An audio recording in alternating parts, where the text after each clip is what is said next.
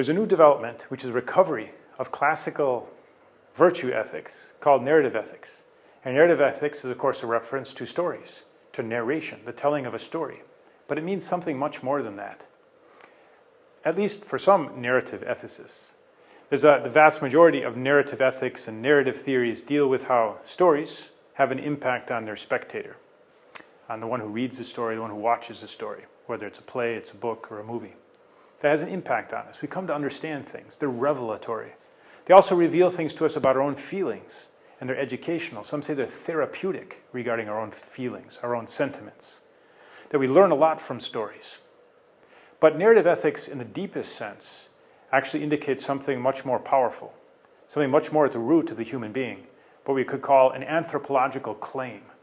And the anthropological claim at the basis of narrative ethics, in the strong sense, is that our very moral life has the structure of a story, such that we tell stories because we live a story.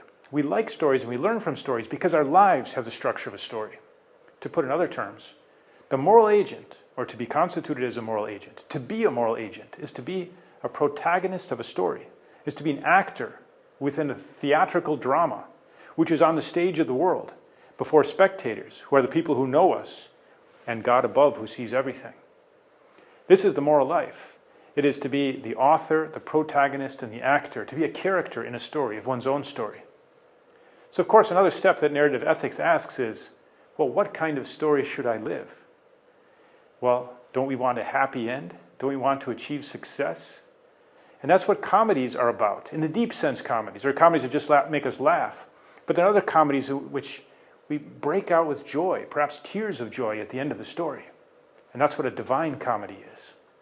We can find roots of this kind of narrative ethics in the classical tradition. We can find in Aristotle, we can find in St. Augustine, we can find in St. Thomas Aquinas.